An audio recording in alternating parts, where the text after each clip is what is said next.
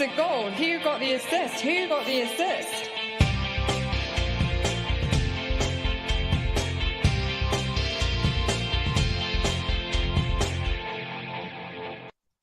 Hello everyone, so we're back a day earlier than advertised. So on the pod on Monday with Sim that we wouldn't be here recording on a Wednesday night because we have lives. But hey, you know what? It turns out we don't. Or rather, we not piss off our employers by recording during the workday. Perhaps both are true. Choose your own adventure. We're here now because the FA Cup results are in, and we're here to react to in our second half of this week's pod offering, a slightly truncated edition, walking you through our planning for the immediate term. All eyes, of course, on the likes of Lindonator at Planet FPL for exhaustive and detailed guides, the Credinator too. So this isn't designed to be as such. It's just our thoughts now the dust have settled. And, it's one of the scenarios we spoke about with Sim on Monday has manifested itself. And it is the Max Chaos iteration, which we'll get into in just a second. Joined today by Sam, who's not normally up this late, but is presumably amped up by the cup results and told me earlier this is like my Christmas. We are such nerds, aren't we? Yeah. Anyway. You're right. Yeah.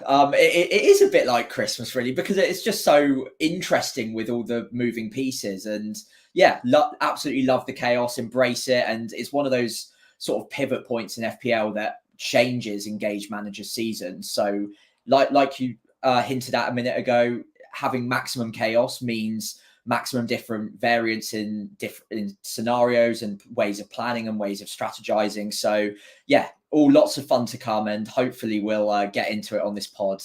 We won't be going for a whole hour though this time, I don't think, because like you mentioned, it is a little bit past my bedtime as it is anyway. But in the meantime, whilst we are online, we are Who Got the Assist.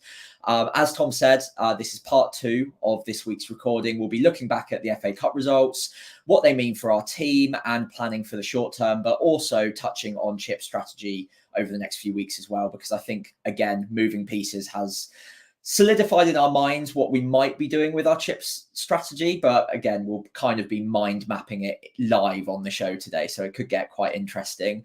With that in mind, please do give us a moment to have some hot takes. It has only just happened, so there might be one or two things that we get slightly wrong. I've got my notes up. I've made a few little jots on the notepad before recording today, so hopefully I don't get anything wrong. But if either of us do, please be kind, because we're reacting very quickly to this. So fingers crossed we get it all right.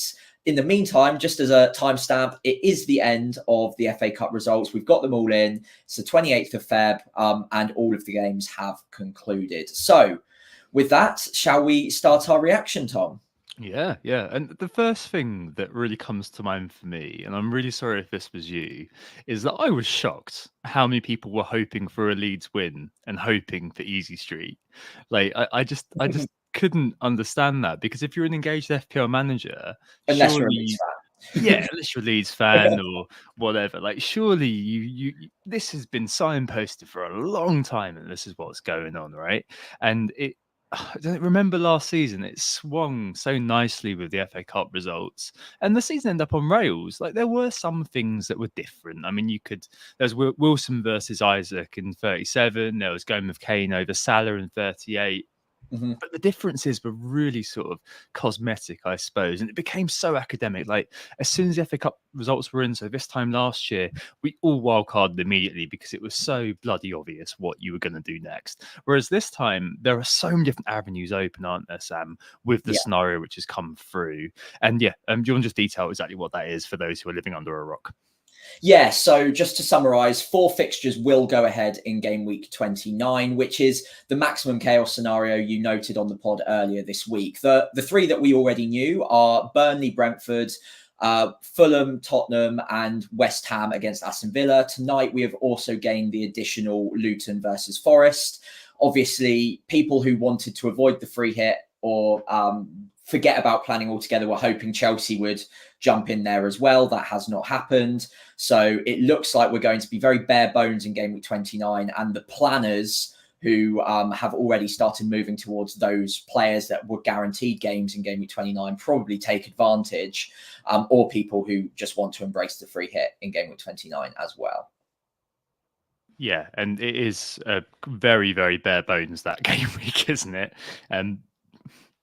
as it is, I guess we need to kind of start thinking now what we're going Mhm. to do and how we're going to play it. And there are so many different ways. Just thinking about trip strategy, what happens now, in terms of things that are going to occur amongst the community. And what is really exciting compared to last year is that there are going to be loads of splinters now. We were just Yeah. discussing just before we were waiting to come on air that like there's loads of different kind of ramifications here.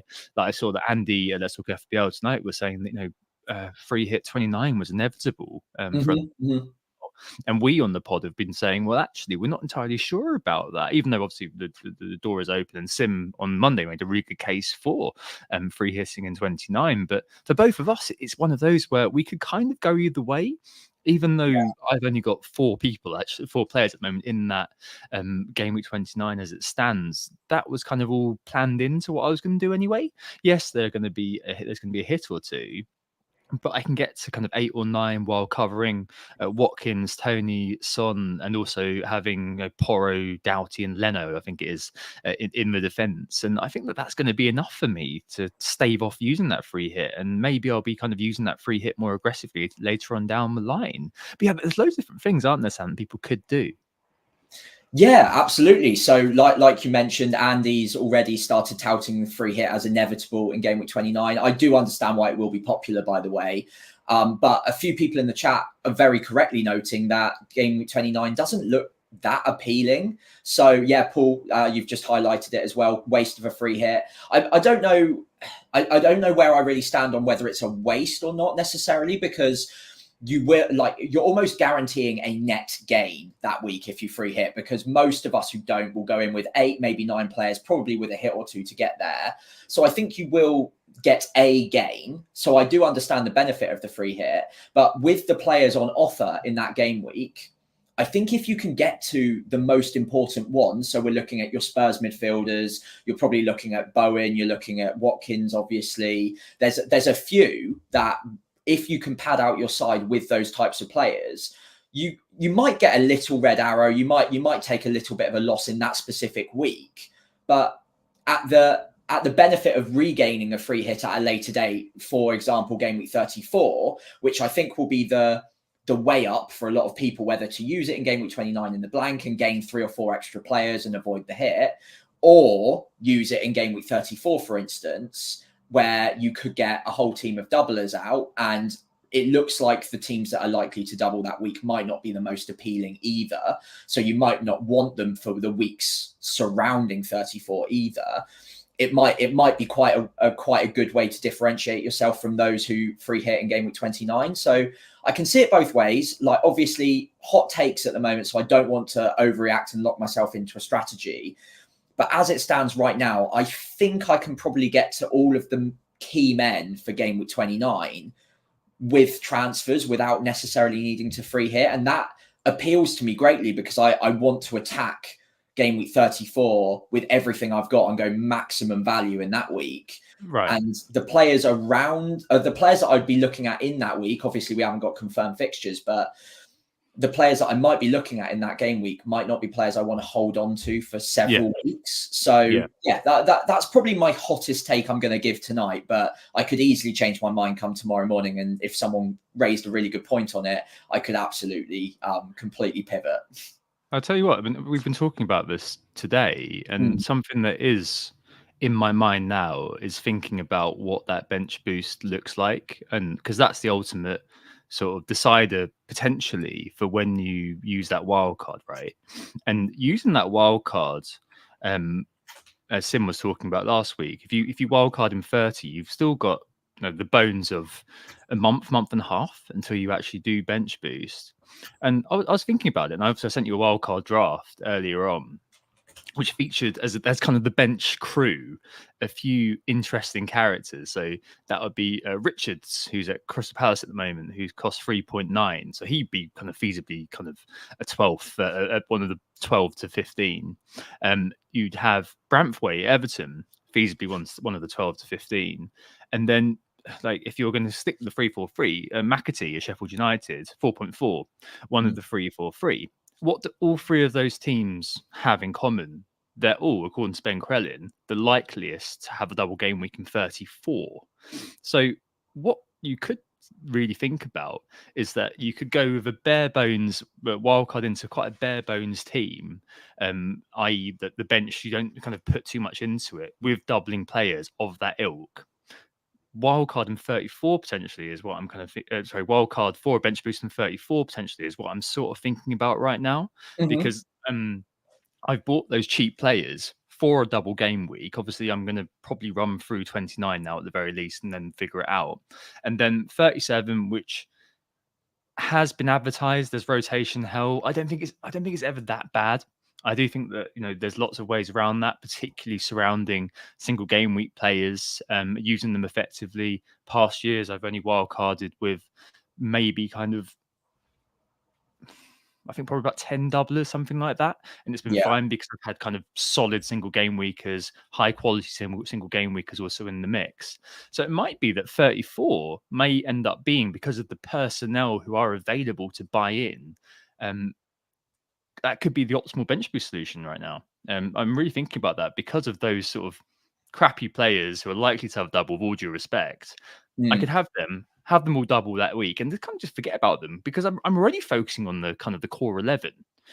If I have those players in as my bench and they all happen to have a double game week, they're not the best game weeks and double game weeks in the world, according to what Ben thinks they may be. So Crystal Palace, Richards, West Ham, Newcastle, Everton, that would be Brampthwaite, Nottingham Forest, Liverpool. Those games are all at home, by the way.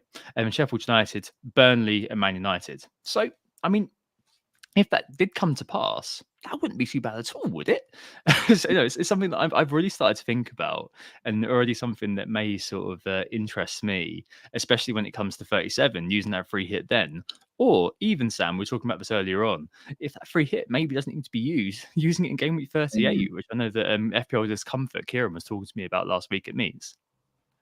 Yeah, it's interesting. I've always wanted to try that. Just leave it to the last day. I mean, I will probably be at FPL meets on game week 38. I usually am. You probably, I assume, are thinking about it too. And using it whilst at like an FPL meets or something is something that would be just so much fun. And I never get to that point in the season having not used it. And to be honest, with the amount of doubles and blanks now happening, I think it is unlikely for me, because I think one way or another I'll want to navigate or optimize in either 29 or 34, or potentially, like you mentioned as well, 37 could be interesting as well if you want to assume that there will be a bit more variance that week as well, and you don't want to have 15 players to worry about, and you can also figure out on the day who are the most likely players to play. So basically, free hit can go in whenever you want now if you want it to. But 29 is the 1 week where I'd say you're almost guaranteed to get a net benefit from it. Not necessarily just from game week 29 itself, but also from the weeks around it, the -4s that other people will be taking, you won't have to. And you can optimize your team rather than prioritizing double game week players. However, that is a marginal gain, and it's whether or not you can gain more on the field in weeks with more upside, like 34, 37. And personally, at the moment, I think you probably can. And a lot of people in the chat are also suggesting the same as well. So it's good to know some people are on my side as it stands. Yeah, Kieran, who I references in the chat, if there's comfort, says there's an optimal ending to the season. It should be a green arrow to end the season. After a season of torment, it's a fun way to end it, which is why we all play, right? I mean, it can be great fun to just. I play to torture myself personally, so yeah, just a massive massacre. Yeah, I mean, I think that I'm just really like excited about the fact that there are loads of different avenues open, and we're not all forced down the funnel of one particular route. I think it is really interesting what people are saying in the chat and what kind of the general vibe seems to be on FPLX. That a lot of people are kind of now thinking, right, that's it. Free hit 29 is absolutely a certainty, because I don't know, I'm just not so sure it is. And I do think that there is going to be value in playing that free hit.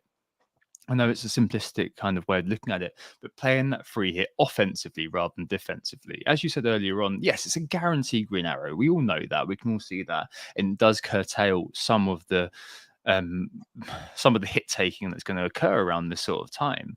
But I mean, say you're at a starting point now where you're organically going to have, I don't know, Sam, maybe 3 or 4 players. Yeah, I think most people would have maybe 4. I mean, possibly if 5 or you 6. think about it this week, if you bring in, we'll talk about Hwang in a minute. We know he is injured. If you are going to do a career to career swap, Yeah. Hwang out for Son, that takes you up to kind of 4 or 5. Mhm. 28, we know, for example, that most people are going to own Solanke now. Doughty perhaps is a bit of an obvious pick.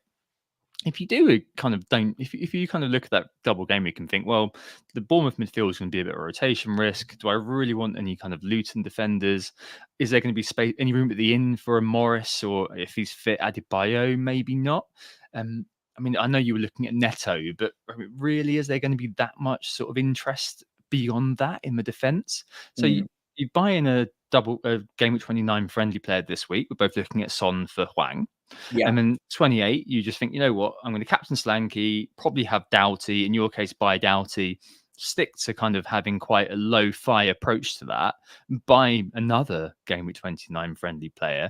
That takes you up to 6 or 5 or 6. And then take a hit. Then you make sure you get Tony to kind of make sure you've covered that off. Get another one which covers it off.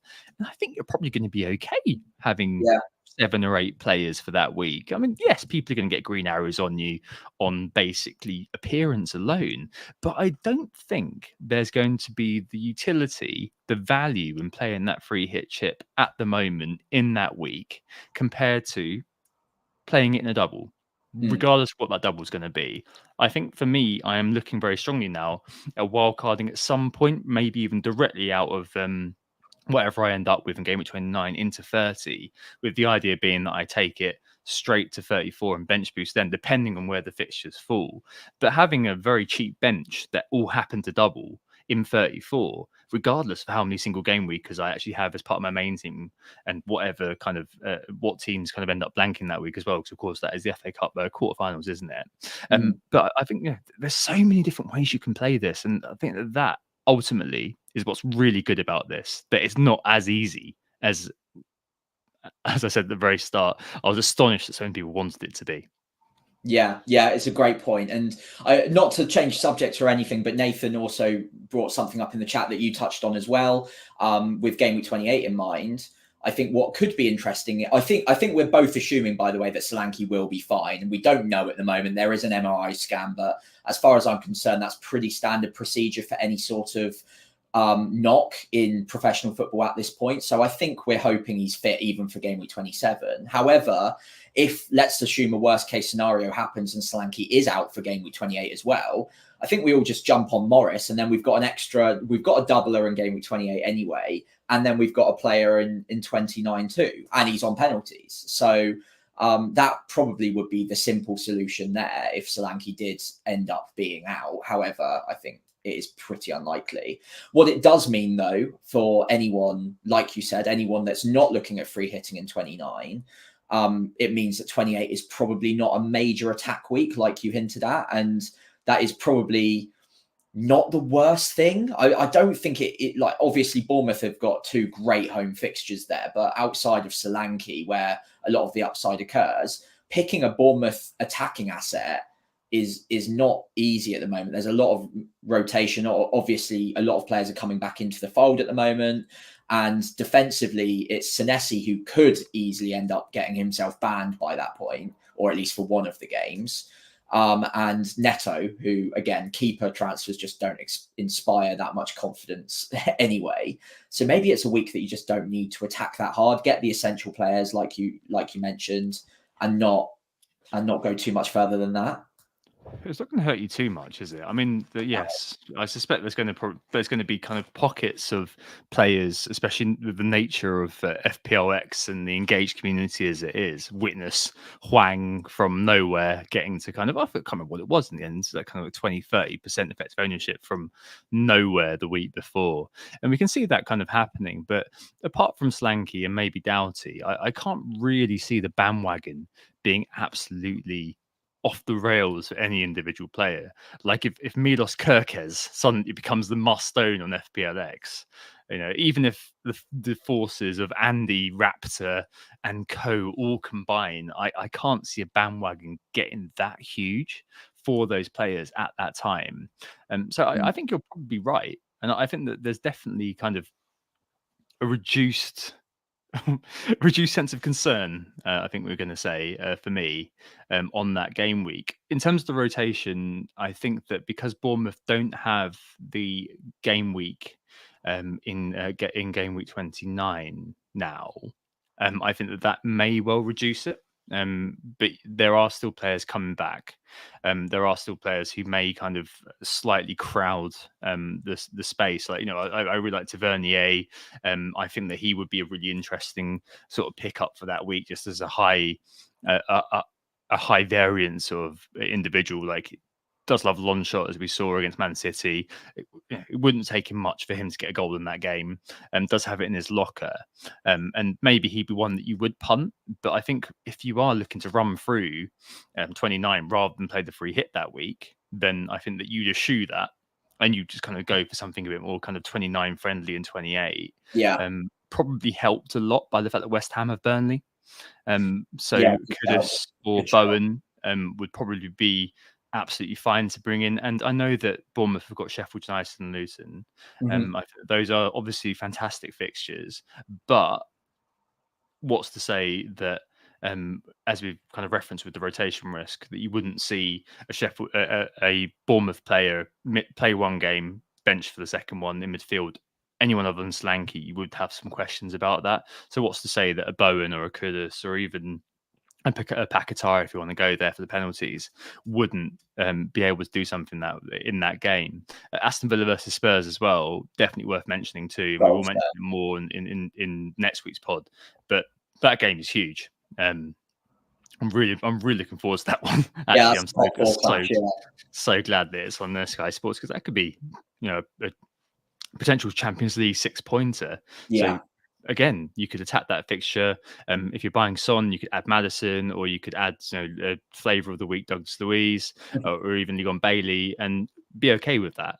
So nothing really makes me think that, yes, okay, you're sacrificing a player in double in service of 29, the greater good. But the fact is, if you zoom out a little bit, not too far, not zooming all the way out, but zoom out just a little bit, look at 28 and 29 as like a combined sort of package, then you're not really losing out by favouring a single game weeker in 28 over a double game weeker, because you're going to get that back in 29 anyway. So, I had Kudus coming in 28 in my initial plan.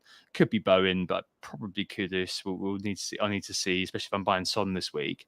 But I mean, I think that's absolutely fine, and it's not something that I'm particularly concerned about, especially because I'll be selling probably Foden, because of the Liverpool Man City game. Yes, of course, I'm inviting a massive negative swing there, but there are always ways around it. I think we are being quite condemnatory potentially about game week 29, and yes, it is probably the logical course of action. And I've seen someone in the chat say that it is why it was brought in, to help you in these sort of scenarios. And I've been saying to you recently, I don't know if you're watching, but if you are, hi Ben, a friend of mine who didn't really realise there's a double going on in 28 was almost selling Slanky this week, didn't realise there was a blanking 29. And those people, that's why the free hit's there. And there's going to be, can I say a Pied Piper effect without it sounding really kind of slightly slanderous? I think you already have. So there's going to be that sort of impact if a few content creators do go that way, especially on the bigger ones.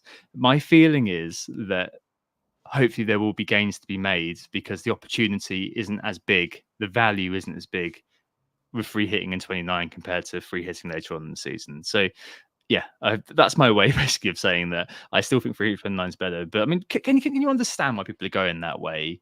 And what sort of team do you think? Do you think the team that kind of would be there off the top of your head looks particularly alluring? I think you can build a good team in game week 29. I don't think it's a terrible team. I think the problem is, because there's only 4 fixtures, a lot of your players are going to be contradicting each other. So clean sheet wipeouts could be a goal in another point in your side, and vice versa. So yeah, it's a limited upside week to free hitting, but you are guaranteeing a green arrow pretty much, unless you go really off the wall with your picks and go way against what the generally accepted norm is. Then you're probably low risk of a red arrow. And then also, like I said, a free hit is never just about, if you plan it properly, the free hit is never just about the week in which it's played. It's about the weeks around it that you are gaining benefit from better players in your team players that other managers are not able to get to because they are planning their game week 29 team and making transfers the 2-3 weeks beforehand, like we are probably going to be doing. With that in mind, though, just again to pivot the subject ever so slightly before we start running our time, wildcarding in game week 27, I think will be a strategy that some people have a look at, because the likes of Spurs, Villa, obviously Luton will play the double game week in 28 as well. You've got Brentford, so you can look at Tony as well. All of that could be tempting enough for people to wildcard in either game week 27 or 28, run through 29 without having to free hit and also without having to take the hits to get to a decent team. And then they've got the free hit later on in the season to either attack 34 or 37. Yeah. The obvious issue there is that there are going to be other players that you're missing out on if you do wildcard this week. And I just wonder how much you can attack a wildcard if you're setting up for a non-free hit in game week 29.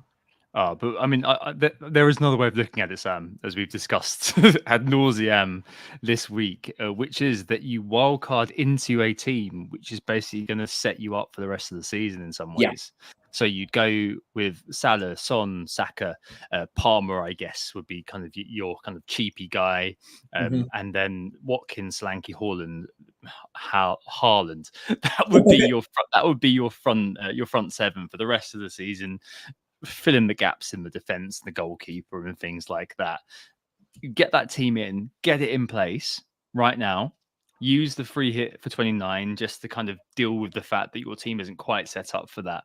But that team that I've just mentioned, that team is going to be a team that at the moment, as far as we know, we're all going to want to get to. Like, none of those players are particularly questionable. Yes, okay, Solanke's got a bit of an injury doubt at the moment, but have you seen his fixtures after game week 30, after game 29? They're still good for three more weeks, arguably up until game week 34. I mean, getting Man United at home in game week 33 is of no concern. In fact, you could probably ride him all the way into game week 36 if you don't mind Aston Villa away and Brighton at home. So there are loads of ways you can play it. Basically, to return to my central point, it's just so interesting. There's so many great ways you can handle this, and I'm pretty happy with kind of the fact that we've ended up on the max chaos. Very, very exciting. Indeed. I've never seen you this happy on the pod before. You've got so like set tones. You're properly hyped up about this. I can tell. I'm so happy about this because it means that all of my planning wasn't a mistake. It wasn't a waste of time. Right? Yeah. It means I can return. Suddenly, plan A is right on. And I'm not sat there kind of thinking, oh, you know what? I've got to now return to the drawing board. I've got to read lots of stuff. I've got to listen to. Okay, it's a pleasure actually listening to loads of the really in detail geeky stuff. But I've still got to take notes during those. And you know, everything that I know, everything that I kind of know, the paradigm has not shifted too far, you know. And it kind of helps just focus the mind a little bit because it has been all up in the air for so long. It's always been kind of ifs and buts. This might happen, and yes, okay, that might well happen with the double game of 34, 37. But at least gives us a little bit of sort of clarity and simplicity about what happens in 29, at least for me, because I know I'm pretty clear on what I'm doing. I'm very happy that I'm going to run through 29 and almost definitely wildcard straight out of it in 30. I think that'd probably be the way that I would go. Kieran in the chat has just asked about a few esoteric sort of picks that might now come onto the radar. Elanga, Gibbs White, the Forest players, obviously very cheap. Hudson-Odoi in particular, 4.7. Yeah, Liverpool at home next, but then Brighton 28, Luton 29. I mean, I'm not going to. I don't think we're not really prepared to run through all of these sort of players at the moment. We'll probably talk about them a bit more in ensuing pods. But I think it's just brilliant that these guys are again on the table. I think that's what makes it really fun. And FPL chaos. Just embrace it, seriously. Yeah, there will be some really interesting picks coming out of the woodwork. Nottingham Forest will be on the radar for 29 for sure. And like you said, 28 with Brighton is not a bad runway into 29 if you're not free hitting that week. Obviously, you can attack a lot more of these players all at once if you are free hitting in 29, so you could have a bit of fun there. But yeah, we've already discussed the different benefits and drawbacks of that, so I won't go back into that now.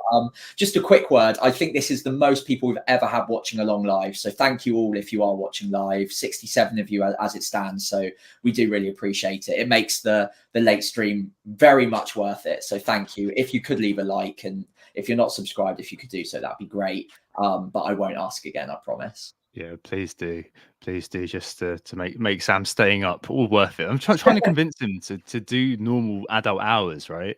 But sometimes he wants to be in bed at 10. That's the problem. Yeah. Good question in the chat as well, because we're speaking about these differences in strategy. Nathan says, so do you actually think that all the teams will be different? The team that I referenced, so Haaland, Watkins, Saka, Son, Salah, Palmer, Arsenal defence, it's all affordable.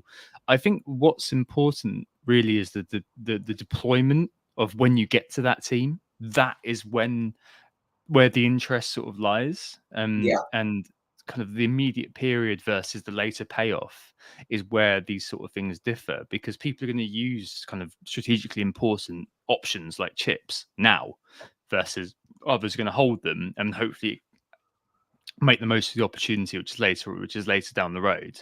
And that creates differences, and that creates I guess the sense of mobility, especially for us. So we are you're 200k, I'm kind of 300-ish k. I think that creates a different layer to how you think about it as well, because if there is the fact that everyone's on rails, we're all doing the same thing for the rest of the season, the opportunity for gain constricts hugely. In this scenario, there's lots of different ways that you can build and you can challenge and you can take things on. And that is what's really interesting, especially if you do have a lot of people who are following a lot of the other big content creators. We're not big content creators, but you know what I mean? Down one particular route, you can challenge that, you can take that on. And that is what's really exciting about the results today. Because I think kind of my fear was going to be that Leeds would win, as per your bold claim. And that would basically mean that everyone gets off scot-free. It's easy street. It's really academic what the rest of the season looks like. And last year that happened. I wasn't excited by it, and it kind of killed my enthusiasm for the whole year. This has gone completely the opposite, and this is great. This is basically where I am.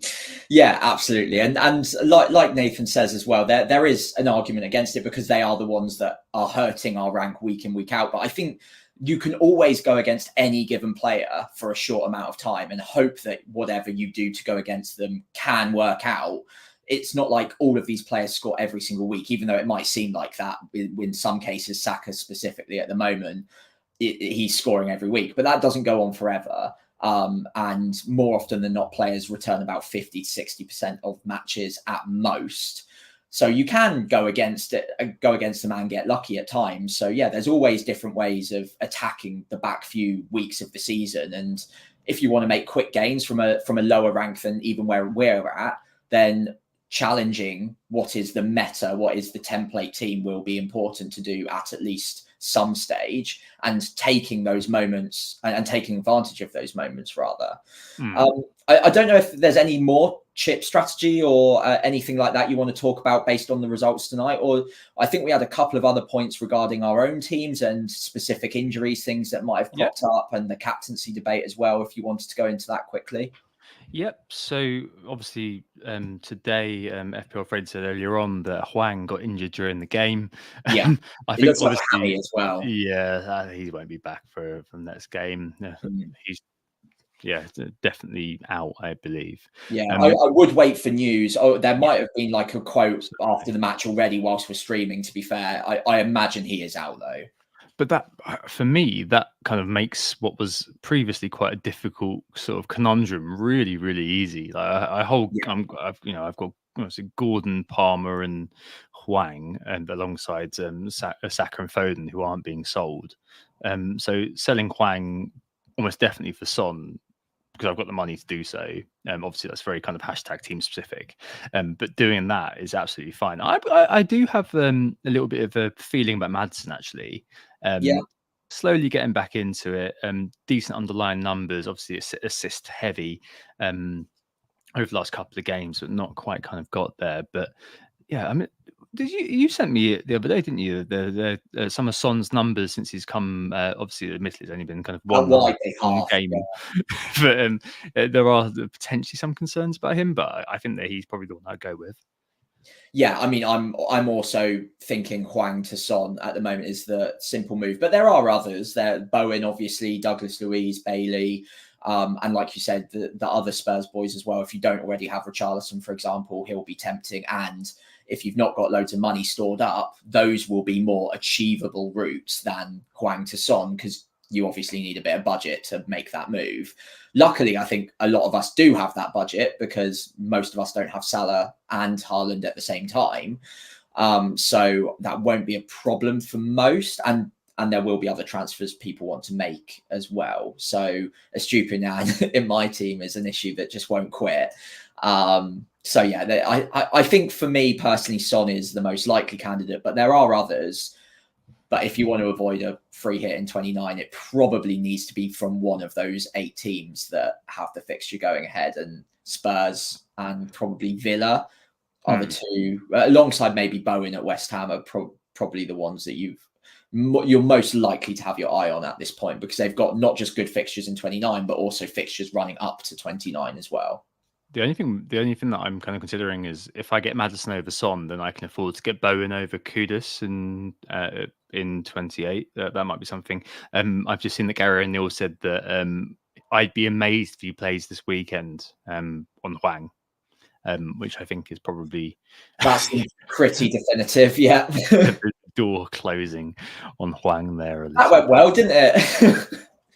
Yeah, no, I mean, we spoke about it on Monday, but completely logical move, made loads of sense. Yeah, okay. There's a slight, potential bonus as well that he may have got a game week 29, in which case we'd have all looked like geniuses bringing him in, and we'd have all kind of put witty quotes on Twitter saying, "Oh, you know what? I knew this was going to happen." So. Yeah, it is what it is, and you just kind of take the 3 points. It's a hat trick of points, Sam, not a hat trick of goals, but it's a hat trick of points. We'll take those and we'll move on. Yes, I think I'll look at it. I think that's probably Son's the standout. I can see myself kind of going for Maddison and finding that everyone goes there, and that Son goes on an absolute stormer, and then Maddie's there assisting the assister, doing all the sort of things that he does. All right, and I guess I know we're getting close to your bedtime, Sam. Oh, it's all right. I'm not that tired yet. Don't worry.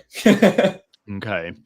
Is Haaland C now locked in for everyone? Sam, you said on Monday he's about to cash in his XG.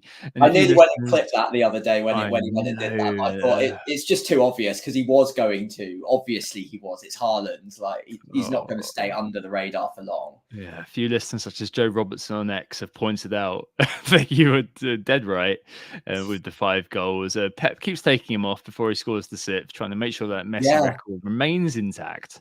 But you were 55-45 on Monday, and I was kind of more 55-45 towards Saka. Still there, I guess, for you? Yeah, for what it's worth, obviously the allure of 5 goals is big, but I don't think that really changes my percentages much. I think we always knew he had that in his locker. The fact that he's actually just done it more recently might make like a 1 or 2% difference in terms of X form or whatever. But he's always been getting the numbers. He's been getting the chances, and I'm more likely to go on him regardless of what happened midweek in the cup. I was more thankful that he didn't come off injured or anything like that. That was the bigger plus for me.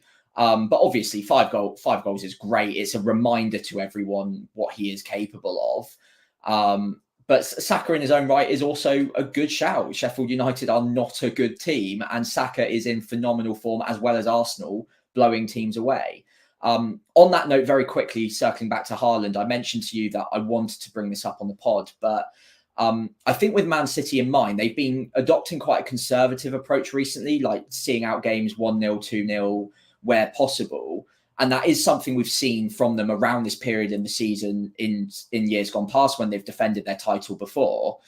But I think this year might be a little bit different. And maybe yesterday we saw a clue as to the kind of attacking mentality they might be about to switch to, because I think they've woken up to the fact that both Liverpool and Arsenal are starting to really blow teams away. And the goal difference could be a factor come the end of the season. Arsenal are not going away, and Liverpool also seemingly aren't falling behind. They have got a lot of injuries, but they're still getting the results. They're still grinding them out.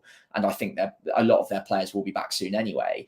So Man City will be acutely aware of the fact that goal difference could come into it near the end of the season, and he won't want to take any risks. With that in mind, they might start adopting more of an Arsenal approach in recent weeks, start trying to really climb the XG ladder, the goal difference ladder, and try and just blow teams away for a bit, make sure that that's kind of in their back pocket as almost an extra point come the end of the season. I mean, we talk about it a lot with relegation candidates, but I think having that goal difference over your title rivals will be big come the end of the year. It might mean that also teams like Arsenal and Liverpool attack a fixture a little bit too much when they really shouldn't be, and end up exposing themselves a little bit. So I personally think that they're going to start really trying to churn out big results for a while. And again, that's just more reason for me to think that Haaland's going to get even more chances than he has done recently, and probably stay on the pitch a bit longer as well, in my personal opinion. That was interesting. That this year you've got Liverpool, who are basically close to their expected XG, so 57.8, 59 goals scored.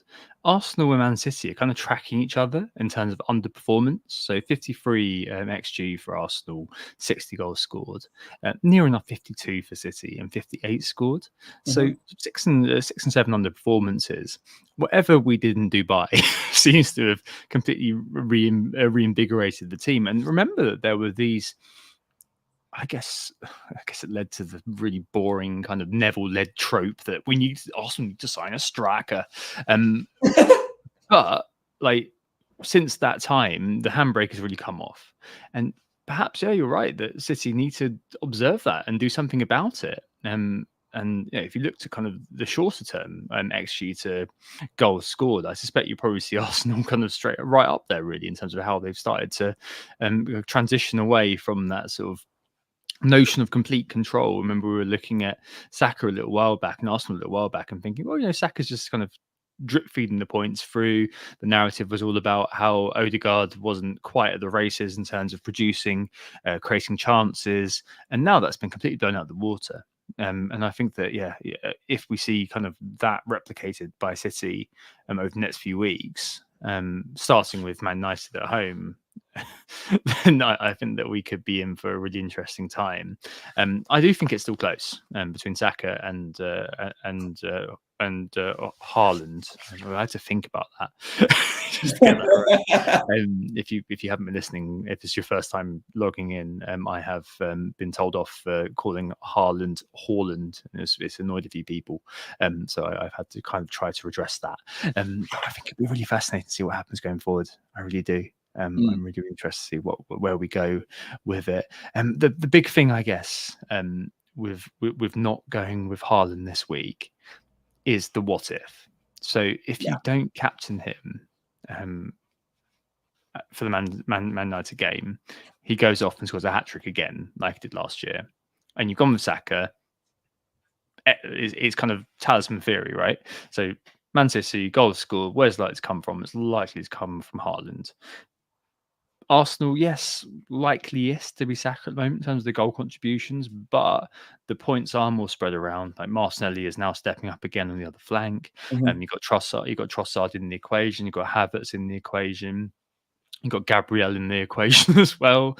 There are all of these sort of different avenues. And okay, maybe it's a bit kind of blue sky conceptual thinking, but if you were to kind of imagine 2 5-0s, so both games finished 5-0, would you be as surprised that Saka was involved in maybe 1 or 2 of the goals compared to if you found out that Haaland was involved in 1 or 2 of the goals? Like, where does that kind of where did the odds lie, I guess, in your mind? And I think that it does likely lie with Haaland being involved in more of the goals, really.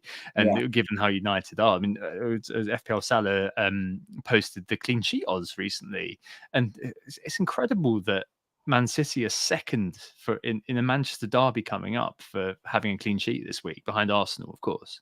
But it's definitely something to kind of bear in mind. You layer in what's likely to be the EO after the hat trick, +2, and we end up in potentially.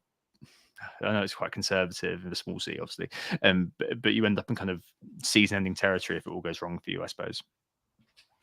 Yeah, absolutely. And I personally just usually like captaining the player I think will just generally score the most points. And I think Haaland at home to Man United is that opportunity. We also did, not that this should really weigh into our thinking too much because it's only one game, but I think we mentioned on the pod earlier this week that Saka has played Sheffield United in a 5-0 victory or something very similar to that and come out with just an assist earlier this season. So that proves that can happen.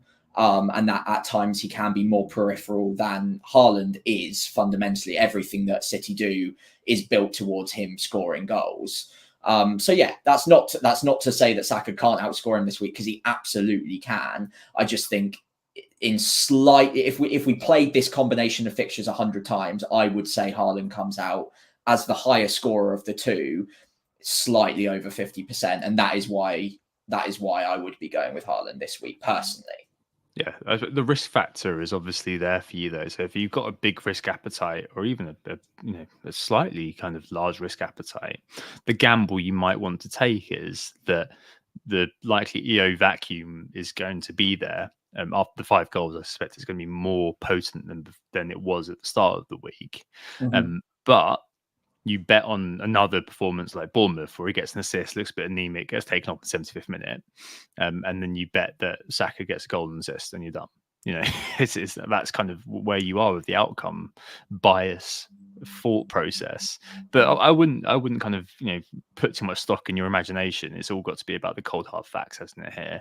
Yeah. And I suspect that it's going to be difficult to turn down going with Haaland. And for what it's worth, FPL Review at the start of the week was favouring Saka, and it's now gone straight back to Haaland after kind of inputting a few things. So there you go.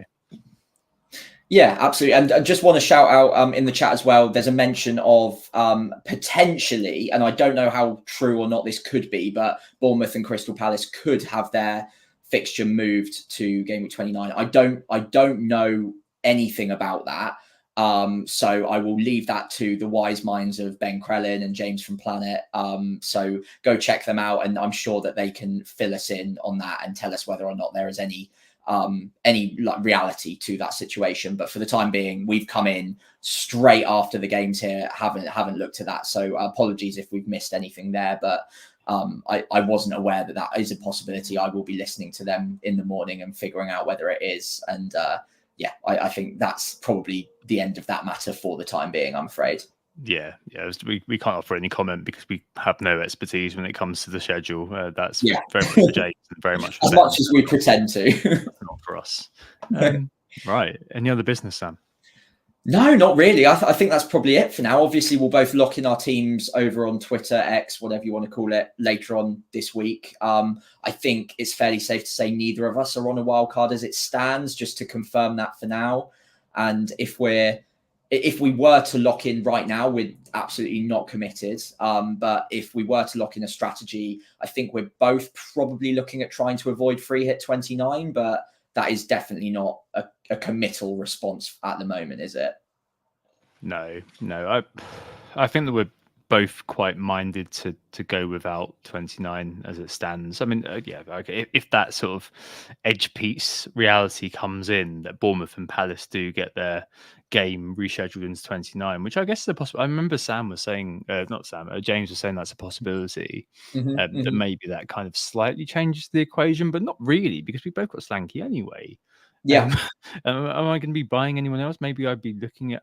We've got Leno already, so we're going to buy Neto. Don't think so. Even less people would free hit though, wouldn't they? Yeah, I mean, is there going to be a transfer in for Senesi or something like that? I don't know about that either. So yeah, it'll be interesting. It'll be all right, but I don't think it adds anything on to what we've already spoken about. No, I don't think so. And whilst there is a ferocious debate going on in the comments about the pronunciation of a certain Norwegian meat shield, we will leave that for the time being and probably come back to that at a later date. The debate will rumble on in the meantime. I will not go into that right now. I'll leave that to Tom. But in the meantime, thank you all so much for tuning in live. Thanks for listening. If you're listening back or watching back, we appreciate you as well. Up to 90 people were watching live, which is by far a record for us. So thank you so much.